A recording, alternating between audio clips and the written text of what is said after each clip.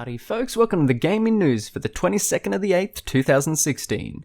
So, as you're probably aware of the utter fiasco that No Man's Sky has become, from overreaching promises to totally non-existent multiplayer, this space-age survival game has definitely become a quantity over quality situation. As big as an ocean, but as deep as a puddle. Well, we can chalk up another false promise on the board as Sean Murray, the head of Hello Games, has gone back on a pretty friggin' big promise. In an interview, Sean stated that you've paid for the game, so you should get this stuff without paying even more money. So no, there will be no paid DLC, just patches.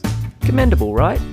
Well, apparently Sean said in a later interview that he was perhaps naive, and that maybe in the future, for some reason, they couldn't possibly do a feature without charging for it. Now, I'm not sure what DLC you could add for a procedurally generated game, but if they want to charge for actual promised features for the game, well then, let's just say that customers would be a little more than upset. Let's hope that after a few dozen patches, this game can possibly resemble what was promised by Murray before launch.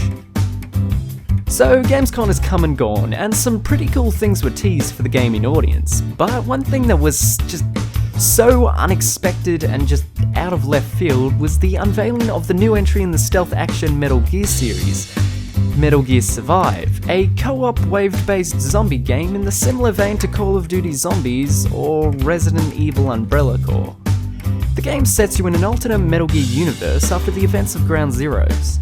You play as one of 4 soldiers who were randomly sucked into a parallel dimension in which crystallized zombie unicorn bad guys attack you in hordes, and sexy soldiers run around with jet-propelled bow and arrows. It's definitely a far cry from the stealth and espionage of Metal Gear's past, but this foray into the undead overkill is, well, awful. This is by far a horrifically awful idea and completely goes against the meaning of the Metal Gear series, and it just seems like a straight-up cash grab on Konami's part. Using assets that they just had lying around from Phantom Pain and MacGyvering together a half-baked zombie game with the good name of Metal Gear to back it up. But we knew when Kojima left that Metal Gear would be milked into oblivion by its corporate overlords. Hell, Metal Gear Pachinko was a clear sign of that.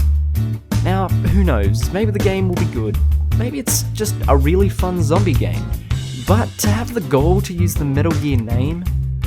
Damn Konami, that's just wrong. Finally, a bit more information is dropped for the upcoming expansion to Destiny, titled The Rise of Iron. The expansion will continue onwards from the Taken King, and follows the Fallen breaching the wall and flooding the safety of Earth's last bastion. You must take up the mantle of an Iron Lord and protect your planet. Okay, enough with the spiel. This expansion basically adds a new campaign, new modes, new places, and new gear to the game, and follows a sci-fi medieval vibe similar to Quake or Doom. New artifacts, new armor, new weapons, and new abilities to play around with, as well as a new social zone. New! Hopefully this Game of Thrones-esque add-on will be as well received as the Taken King DLC, and keep the dedicated fan base satisfied until Destiny 2 in 2017. Well folks, if anything here has entertained or enlightened you, then please leave a like, a comment, or even a subscription. Now I'll hand you off to Ethan with Tech News. Cheers CJ. Hello ladies and or gentlemen, Ethan here. First up on Tech News. Twitter is still fighting against the terrorist threats in the world by deactivating another 235,000 accounts. Twitter said since that announcement, the world has witnessed a further wave of deadly terror attacks across the globe. We strongly condemn these acts and remain committed to eliminating the promotion of violence of terrorism on our platform. All up, Twitter has suspended 360,000 accounts. This is expected to rise dramatically with the increasing numbers of terrorist attacks globally and the statistic announcements. Twitter is making a great step to remove this type of content from mainstream social media. The suspension rate has increased 80% since 2015. Anti-Defamation League CEO Jonathan Greenblatt said Twitter has taken an important step forward into combating cyber hate. Also, to cover their asses from any lawsuits or such, a federal judge officially ruled out that Twitter could not be held responsible for terrorist group activities on Twitter. We're hearing about them more and more every day. Self-driving cars. Most people thought they wouldn't see the day, but the day for self-driving cars to become mainstream might not be as far as people think. Take the giant taxi service Uber for instance. Recently they've started implementing self-driving cars in downtown Pittsburgh, Pennsylvania, and people can summon these cars with their phones. Also, because this is testing, all passengers get a free fare. This is a step no automotive or technology company has ever done, so in reality, it's an important milestone for world technology. During these testing periods, the self-driving car will have a supervisor driver to take control of the car if need be, also an observer. Uber has said that they are teaming up with Volvo, who has already sent sensor-equipped XC90 SUVs to them. Volvo will continue to supply their partner with more and more cars all year and further on. As I said, it's getting closer than you think. Last, we have news about the longest airship lifting off, the Airlander 10, costing around 25 million euros, part plane, part airship, and it launched from Carrington Airfield in Bedfordshire, England.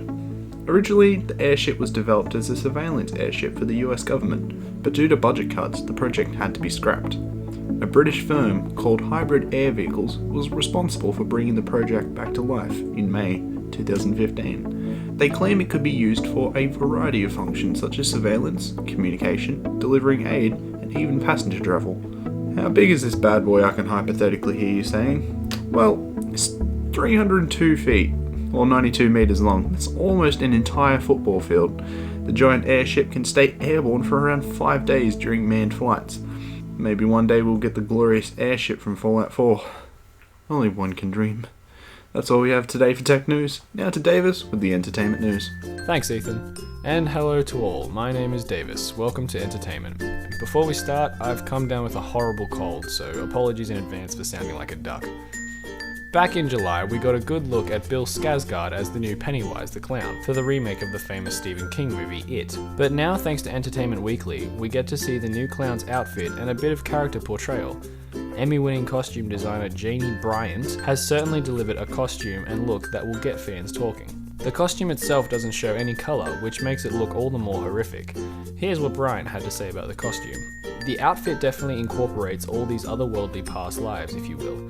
He is definitely a clown from a different time.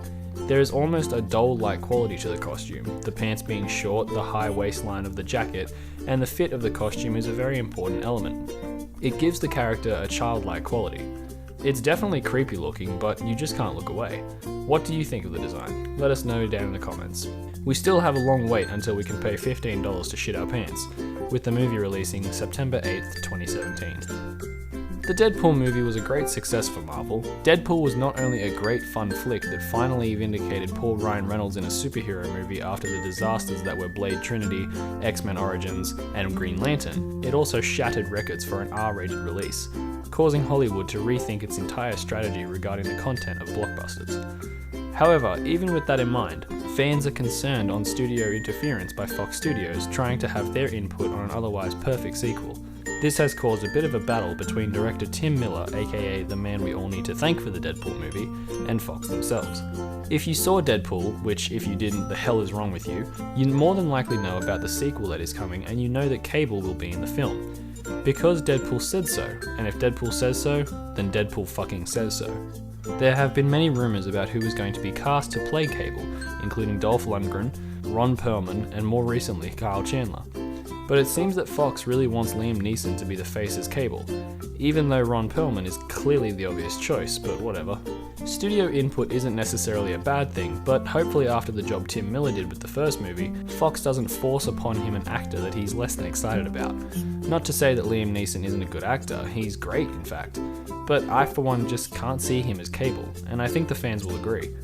Cable is a very important character to the plot of Deadpool and should be casted and considered with great care. But thankfully, there's a silver lining. While talking to nerdy pop Rod Liefeld urged calm and told fans to trust the team. I would just say everybody calm down, he said. I would have trust in Tim Miller, the fantastic director, and trust in Ryan Reynolds, our producer and genius performer. Liefeld also weighed in on the casting of Cable.